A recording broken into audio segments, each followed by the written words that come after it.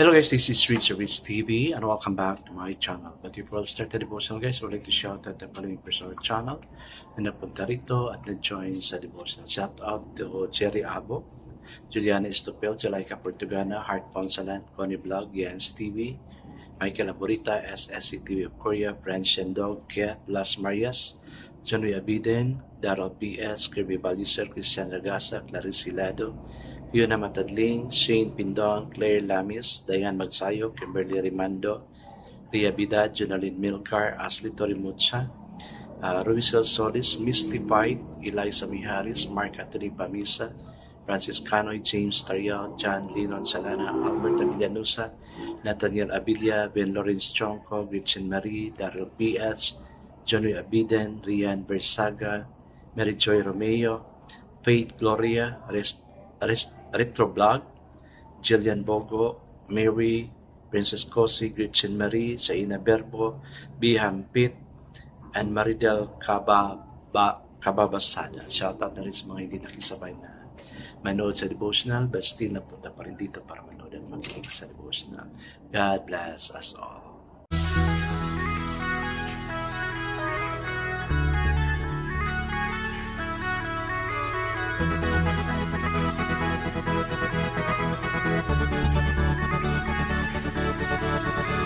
Rich TV, where you heard it, number one is on the top. Good advice is they'll never stop. Rich TV, where you heard it, number one is on the top. Good advice is they'll never stop. Guys, 12 na. Malapit na yung pinakahihintay ng marami. Yung Valentine's Day. Kuno. Kasi sa Bible, walang Valentine's Day. Love is always, every day. Hey guys, let's present our devotional. Let's open our Bible to 3 John. Isang chapter lang kasi ito. So, we'll be reading from 3 John chapter 1 verse, from verses 1 to 8. Still guys, I'm using the New World Translation of the Holy Scripture. And the word of the Lord in 3 John chapter 1 verse 1 to 8 says, the older man, to Gaius, the beloved, whom I truly love. Beloved one, I pray that in all things you continue to prosper and enjoy good health, just as you are now prospering. For I rejoice very much, when brothers came and bore witness about the truth you hold, as you go on walking in the truth. No greater joy do I have than this, that I should hear that my children go on walking in the truth. Beloved one, you show your faithfulness in what you do for the brothers, even though they are strangers to you. They have given a witness about your love before the congregation. Please send them on their way in a manner worthy of God, for it was in behalf of His name that they went up, not taking anything from the people of the nation. So we are under obligation to show hospitality to such ones, so that we may become fellow workers in the truth. Amen and amen. I guess let's pray. Yes, Father God, you talk about love. You address us beloved because you have made us worthy. Lord, because of your great love, nothing can separate us from our God. Because you created us a little lower than the angel, and you have created us from your own image. Teach us to love. We love, O God, because you first love us. Amen. Amen. The focus verse here for this evening, guys, is found in verse 5 of 3 John 1, 5, and it says, Beloved one, you show your faithfulness in what you do for the brothers, even though they are strangers to you. Ginawa mo na ba ito, guys? Ako many times, first time ko namimit na mga tao, no, mga friends, nagiging close ako sa kanila. Of course, I didn't have to entertain them. Okay, so the title of our devotion for this evening, guys, is A Host with Hope. Max Beerbohm, the English critic, once said, "The world is divided into guest and host." Ikaw guest, bisita kita. Ako yung host. Okay. The cross can make a host out of a guest. We all know people who are guests, however they do not take the responsibility of a host for people's feeling. And that's true. Comfort, hospitality, needs, or concern. Kasi di ba, pag ikaw ang host, pag may bisita ka, you are really so concerned about your visitor. Ano papakain mo, saan papahiga. You, of course, being a host, you really give the best to your guests. Ganyan ko, guys. No?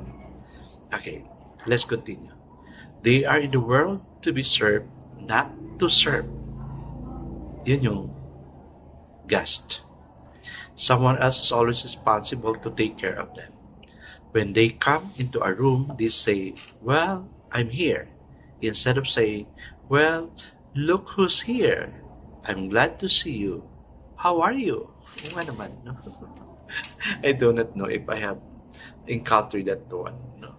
Yes, na-encounter ko na pala yan sa mga friends ko na mga partner every time I go to their places, every time I go to their house, and most especially, pagpapatulogin pa nila ako sa mga bahay nila. No? That's what communicating the faith is all about. With the forgiving love of the cross has healed us at the core, our abiding concern is for the guest that God puts in our lives. If conversation, sharing of experience, inquiring to another person's need, patient listening, and liberating empathy are seen in the context of joyous listening, we will come across as a person whom others cannot resist. They will want to be with us and know our Savior. Amen and amen. Ganito ako guys, no?